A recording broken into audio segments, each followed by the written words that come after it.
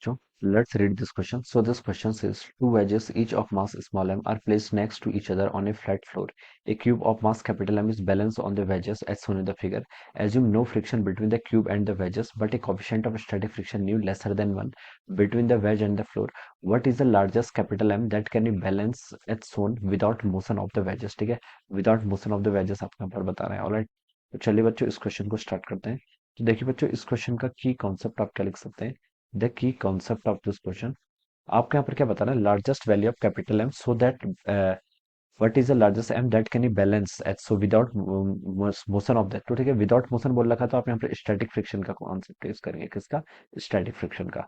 So we can write down the key concept of this question is our static friction. Alright, अब देखिए बच्चों situation कैसी है, पहले देखिए हम इसको ड्रॉ करते हैं.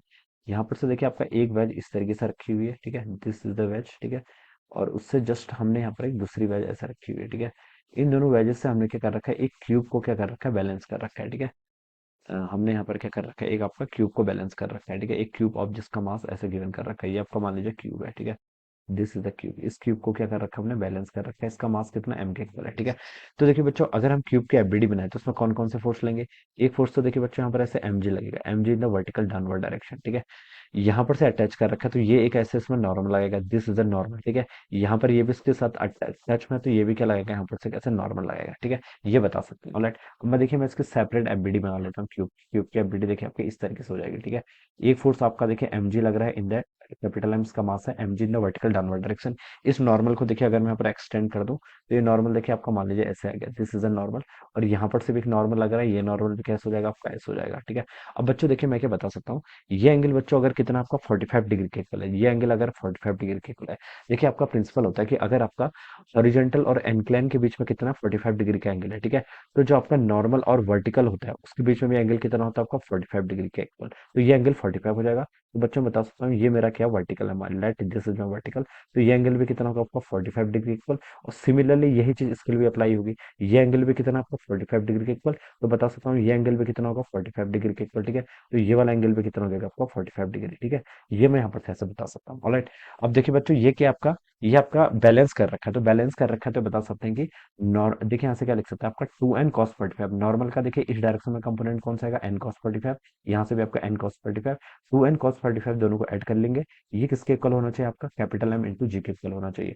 2n cos 45 की वैल्यू बच्चों कितनी होती है आपकी 1/√2. तो ये आपका कैपिटल एम इंटू जी के इक्वल होना चाहिए. ठीक है, ये हम यहाँ से इसको ऐसे लिख सकते हैं. ऑलराइट, अब देखिए बच्चों, अब यहाँ पर सेकंड कंडीशन बोल रखी है, एम का जो आपका कैपिटल एम है इसका मास बताना है so that without motion of the wages. Wages का आपका मोशन नहीं होना चाहिए. वेजेस का देखिए आप एफबीडी बना लेते हैं. वेजेस पर देखिए आपके कौन कौन से फोर्स एक्ट हो रहे हैं, ये आपका क्या वेजेस है. ठीक है, वेजेस में देखिए जो आपका ब्लॉक था, क्यूब था, क्यूब पर ऐसे नॉर्मल फोर्स लगा है. ठीक है, तो क्यूब भी इस पर एक ऐसे नॉर्मल फोर्स लगाएगी इस डायरेक्शन में. ठीक है, इस डायरेक्शन में फोर्स लगाएगी. ठीक है, ये आपका देखिए ये वाला जो एंगल था, ये एंगल बच्चों क्वेश्चन में कितना गिवन कर रखा है आपको 45 डिग्री इक्वल. मैथमेटिक्स से भी आप इसको देखिए ऐसे प्रूव कर सकते हैं.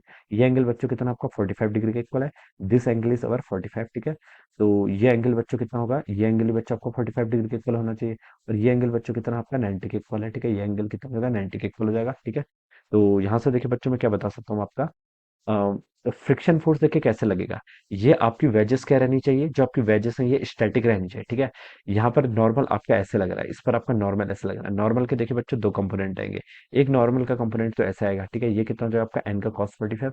एक नॉर्मल का कंपोनेंट कैसा हो जाएगा, एन का sin 45. ठीक है, ये एन sin 45 देखिए इसमें इस डायरेक्शन पे एक्ट कर रहा है, तो इसके कारण इस वेजेस की टेंडेंसी यहाँ मूव करने की, ये मूव ना करे इसके लिए हम यहाँ पर क्या लगाएंगे, स्टैटिक फ्रिक्शन लग जाएगा. क्या लग जाएगा आपका, स्टैटिक फ्रिक्शन. ठीक है, और इस स्टैटिक फ्रिक्शन की वैल्यू देखिए कितनी होनी चाहिए आपकी, स्टैटिक फ्रिक्शन की वैल्यू आपकी होती है, मान लीजिए ये यहाँ पर रखा हुआ है तो इस पर देखिए आपका इसका एंडस यहाँ पर इसका ऐसे नॉर्मल लग रहा है. ठीक है, क्या लग रहा है, एंडस नॉर्मल. इसका मास गिवन कर रखा है small M, small M g तो ऐसे लगेगा. ठीक है, एक नॉर्मल का देखिए इस डायरेक्शन में कौन सा कंपोनेंट लग रहा था, देखिए ये आपका एक फोर्स देखिए यहाँ पर ऐसे लग रहा है, इसको आप n cos 45 बोल दीजिए. क्या बोल दीजिए, ये आपका एन था ना. ठीक है, ये आपका एन था तो ये एंगल आपका 45 था.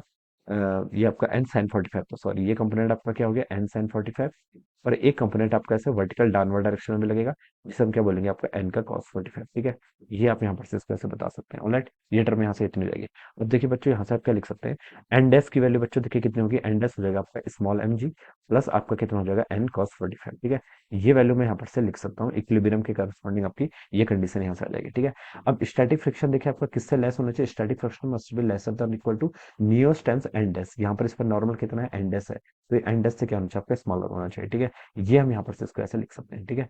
अब देखिए बच्चों, static friction must be lesser than mu s times N dash. N dash की वैल्यू आप क्या कर लीजिए, यहाँ से पुट कर लीजिए, तो ये हो जाएगा आपका स्मॉल एम जी प्लस आपका एन cos 45, ठीक है। ये वैल्यू बच्चों आपकी यहाँ पर से ऐसे आ जाएगी, ठीक है। This value will be like this, right. और ये एफ एस की वैल्यू कितनी, देखिए स्टैटिक फ्रिक्शन की वैल्यू यहाँ से किसके इक्वल है आपकी, एन साइन, ये वाला एंगल कितना आपका एन साइन 45, तो आप इसके ऊपर पुट कर लीजिए, ये हो जाएगा आपका कितना एन साइन 45, ठीक है। It must be lesser than और इक्वल टू कितना होना चाहिए आपका न्यू एस टाइम्स, देखिए कितना हो जाएगा आपका यहाँ पर से देखिए आप क्या कर लीजिए, इस वैल्यूज को हम यहाँ पर से पुट कर लें, तो देखिए इसको आप ऐसे लिख सकते हैं, √2n यहाँ से आपका कैपिटल एम इंटू जी के इक्वल हो जाएगा, ठीक है। ये हम यहाँ पर से ऐसे रिप्लेस कर सकते हैं, ऑलराइट।